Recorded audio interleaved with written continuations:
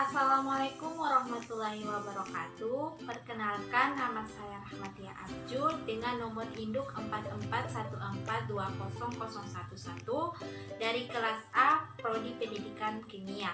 Pada kesempatan kali ini saya sebagai moderator sekaligus pemateri ingin memaparkan tugas saya yang berjudul memperkenalkan kebudayaan Gorontalo dari daerah saya sendiri.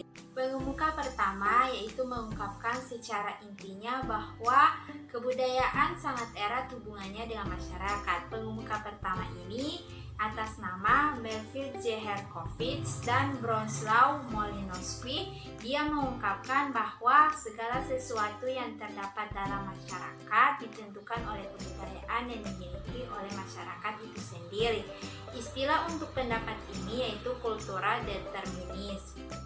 Pengemuka kedua yaitu atas nama Andreas Epping. Dia mengungkapkan bahwa kebudayaan itu mengandung keseluruhan nilai sosial, norma, ilmu pengetahuan, serta keseluruhan struktur-struktur sosial, religius, dan lain-lain. Tambahan lagi segala pernyataan intelektual dan aristik yang menjadi ciri khas suatu masyarakat. Sejarah Gorontalo. Sejarah Gorontalo ini terbagi atas dua, yaitu zaman kolonial dan pasca kolonial. Di sini saya akan menceritakan sejarah singkat tentang Gorontalo. Gorontalo itu sama dengan daerah-daerah lainnya yang berada di Indonesia, tetapi Gorontalo merdeka lebih dulu ketimbang Indonesia. Gorontalo itu merdeka pada tahun 1942 ketika penjajahan dari Belanda itu pindah ke tangan Inggris. Dengan letak strategisnya yang Gorontalo menjadi pusat pemerintahan bagi Sulawesi Utara dan dulu itu Gorontalo itu berbentuk kerajaan-kerajaan menurut adat istiadat yang berada di Gorontalo. Zaman kolonial, pada tahun 1889 sistem pemerintahan itu langsung dialihkan ke pemerintahan secara langsung yang dikenal dengan Reichstum Bestur, dan pada tahun 1911 terjadi lagi perubahan dalam struktur pemerintahan. Pasca kolonial, pada sebelum kemerdekaan Republik Indonesia, Gorontalo ini dipelopori oleh Bapak Haji Nani Wartabone. Di sini dia ingin sekali memerdekakan Gorontalo dan akhirnya merdeka juga Gorontalo itu pada tanggal 23 Januari 1942. Dan setelah kemerdekaan itu Gorontalo ini berdaulat dan memegang pemerintahan sendiri lebih dari 2 tahun sampai dengan 1944. Sekarang saya akan masuk memperkenalkan kebudayaan yang berada di daerah saya sendiri, yaitu kebudayaan daerah Gorontalo yang diawali dengan tahapan pernikahan. Di pernikahan ini ada beberapa tahapan yang harus dilalui oleh setiap orang yang ingin menikah, yaitu yang pertama Mopolo Duo Rahasia, yang kedua Tolo Balango, yang ketiga Depto Dutu, yang keempat Mopot Tilandahu, yang kelima itu di pernikahannya ada yang namanya Tari Saronde, yang keenam yaitu akad nikah. Yang pertama saya akan menjelaskan tentang Mopolo Duo Rahasia. Mopolo Duo Rahasia itu dimana pihak laki-laki akan mendatangkan kedua kediaman orang tua pihak perempuan untuk meminta restu kepada orang tuanya, dan apabila kedua belah pihak saling setuju maka akan ditentukannya waktu keberlangsungan mereka ke tahap kedua, yaitu Tolo Balango. Selanjutnya saya akan menjelaskan tentang Tolo Balango. Tolo Balango itu adalah peminangan secara besaran yang dihadiri oleh pemangku adat serta pembesar negeri dan juru bicara dari pihak laki-laki atau Lundutu Dulango Laio, dan pihak pembicara perempuan atau Lundutu Dalango Walato, Di sini akan terjadi percakapan antara dua pembicara dari kedua belah pihak dan terjadi pembicaraan itu dengan pantunan-pantunan yang indah. Dan kemudian di dalam Tolo Balang ini tidak akan disebutkan biaya pernikahan, tetapi disebutkan mahar dan maharu dalam penyampaian selanjutnya. Oke, selanjutnya yaitu debito dutu. Debito dutu itu adalah diartikan sebagai antar harta kepada pihak perempuan, di mana telah disepakati dari sebelumnya tentang untuk mengantarkan harta, dan di dalam untuk mengantarkan harta itu ada satu paket kosmetik dan lain-lain yang menjadi kebutuhan dari seorang perempuan tersebut. Kemudian yaitu tari saronde. Tari saronde itu digunakan dalam pernikahan untuk diartikan sebagai keakraban antara satu sama lainnya, dan tari ini digunakan dalam pertunangan kedua belah pihak. Selanjutnya yaitu akad nikah. Akad nikah ini diartikan sebagai di mana pemangku adat ini akan menyatukan kedua belah pihak dalam suatu ikatan yang sah sesuai dengan syariat Islam yang ada. Oke, selanjutnya saya akan menjelaskan tentang nuansa warna bagi masyarakat Gorontalo beserta pakaian adat Gorontalo. Pertama, saya akan menjelaskan tentang nuansa bagi masyarakat Gorontalo. Pakaian adat Gorontalo. Gorontalo memiliki pakaian khas daerah sendiri, baik untuk upacara perkawinan, upacara hitanan, pembeatan atau pembeatan bagi wanita, penyambutan tamu maupun yang lainnya. Untuk upacara perkawinan, pakaian daerah khas Gorontalo disebut biliku atau paluala. Pakaian adat ini umumnya dikenal terdiri atas 3 warna, yaitu ungu, kuning, keemasan, dan hijau.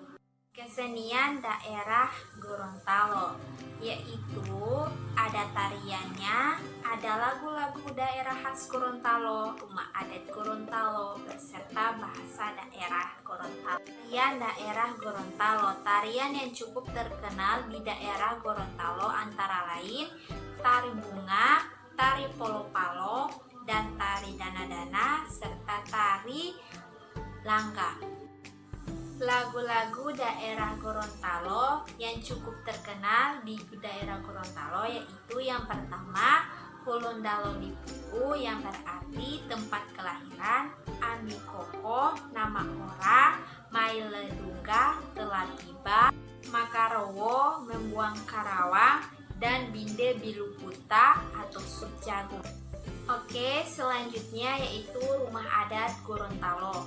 Seperti halnya Gorontalo juga memiliki rumah adat, yaitu seperti Bandayo yang terletak di kantor, tepatnya di muka kantor bupati, dan ada juga rumah adat lainnya yaitu di Dulu Bepa. Di situ ada rumah adat yang pada zaman dulu, dan di situ dibangunnya dengan papan ciri khas dari daerah Gorontalo.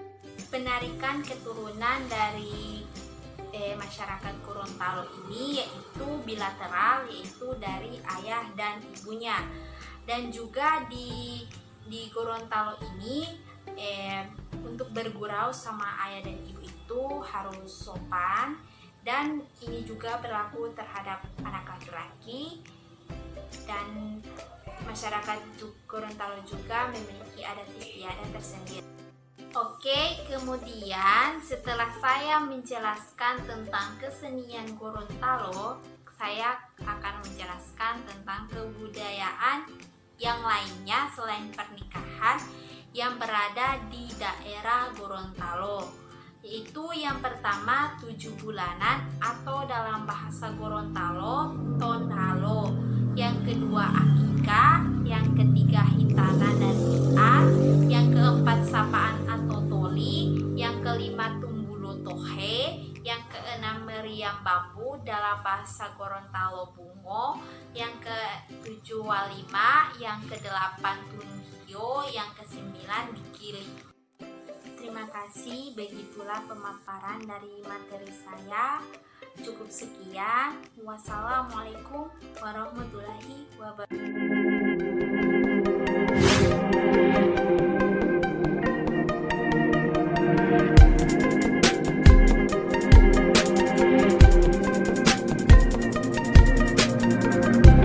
Tradisi Tumbila Tohe.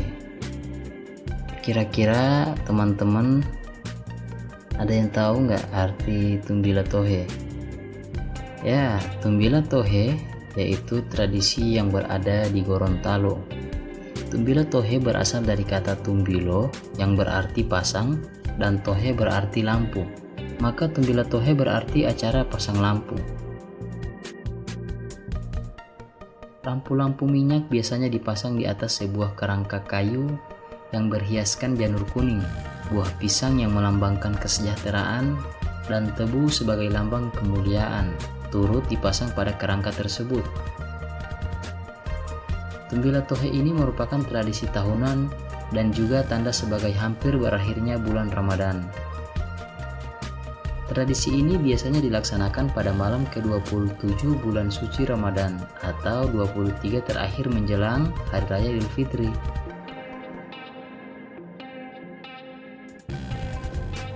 Pemasangan lampu yang dimulai dari maghrib hingga menjelang subuh ini konon berlangsung sejak abad ke-15 dan digunakan untuk menerangi jalan menuju masjid. Pada abad ini diyakini penerangan dari daerah Gorontalo masih sangatlah kurang.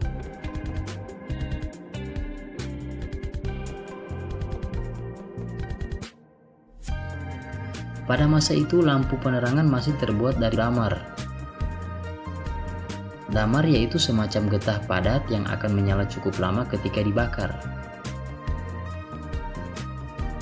Seiring dengan perkembangan zaman, bahan dan alat digunakan untuk merayakan tradisi Tumbila Tohe diganti dengan botol kecil yang diisi dengan minyak tanah, lalu memakai sumbu kompor. Lampu botol seperti ini terus dipakai sampai sekarang ini, lalu mengalami perkembangan lagi. Bahkan perayaan Tumbila Tohe selain diramaikan dengan lampu-lampu botol, tetapi juga rakyat sudah memulai menggunakan lampu listrik dengan aneka warna untuk lebih menyemarakkan tradisi ini. Tradisi menyalakan lampu minyak tanah pada penghujung Ramadan di Gorontalo sangatlah diyakini kental dengan nilai agama. Dalam setiap perayaan tradisi ini, masyarakat secara sukarela menyalakan lampu dan menyediakan minyak tanah sendiri tanpa subsidi dari pemerintah. Hal ini merupakan suatu yang patut dibanggakan dari masyarakat Gorontalo. Tradisi ini sering menjadi acara yang selalu ditunggu oleh masyarakat Gorontalo. Tradisi ini juga bisa dibilang merupakan festival yang paling ramai di Gorontalo.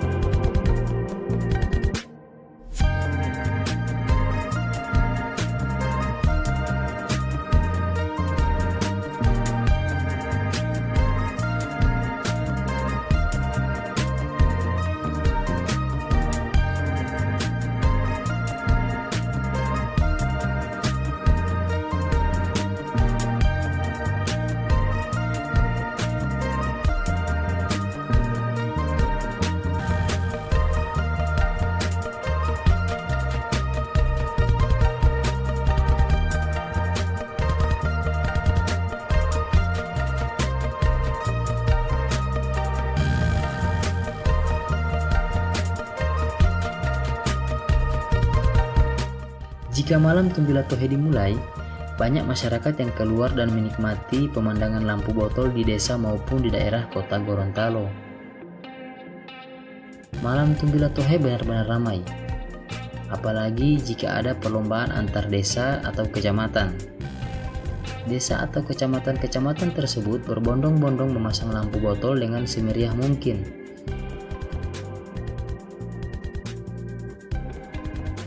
Tanah lapang yang luas dan daerah persawahan dibuat berbagai formasi dari lentera,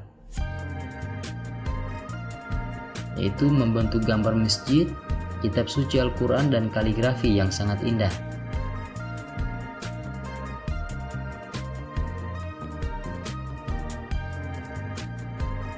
Kreasi-kreasi masyarakat setempat diukir dengan bambu dan digantungkan lampu botol. Sehingga pada saat lampu botol dinyalakan akan terlihat lampu botol tersebut terukir kaligrafi atau tulisan ucapan.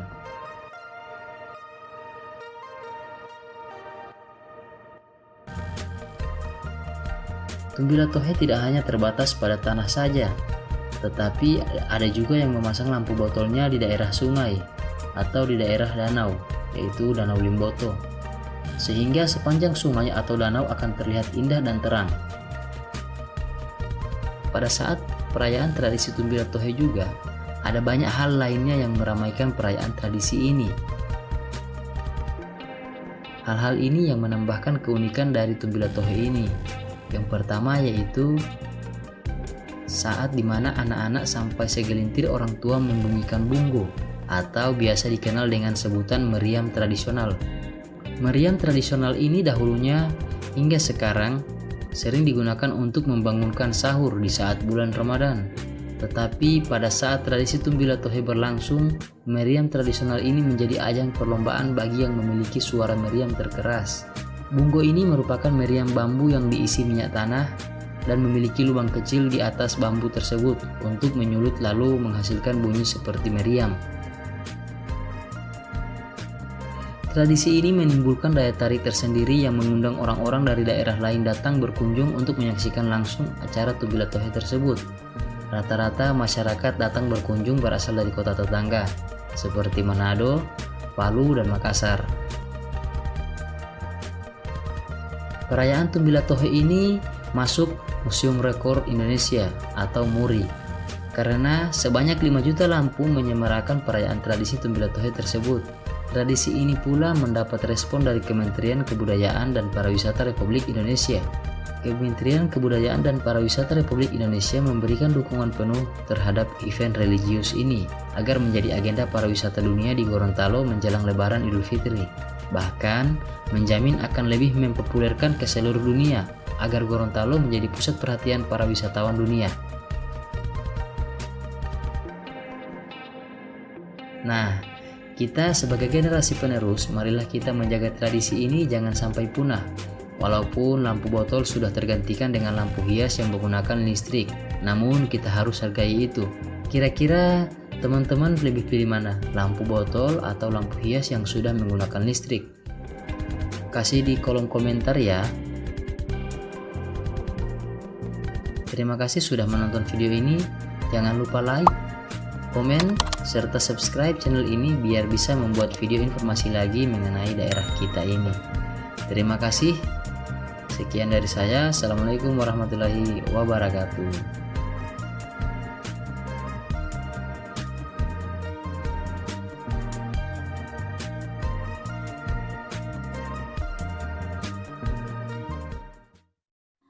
Pertanyaan nomor 8 yaitu bagaimana kedudukan budaya daerah Gorontalo terhadap pendidikan multikultural.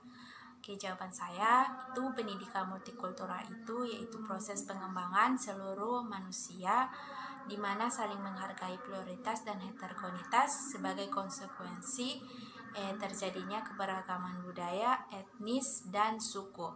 Dan juga contohnya itu kita saling menghargai dan memahami budaya yang masuk ke Gorontalo itu sebagai wujud dari pendidikan multikultural. Oke, pertanyaan ke-9 yaitu bagaimana pula keberadaan kebudayaan Gorontalo terhadap integritas nasional. Oke, menurut pendapat saya Gorontalo itu dilihat sekarang ini sedang mengembangkan sayapnya karena dilihat dari prestasi-prestasi yang telah didapatkan oleh Gorontalo, yaitu peringkat keempat integrasi nasional tertinggi se-Indonesia. Oke, cukup sekian materi dan memperkenalkan kebudayaan daerah Gorontalo. Lebih kurangnya saya mohon maaf. Assalamualaikum warahmatullahi wabarakatuh.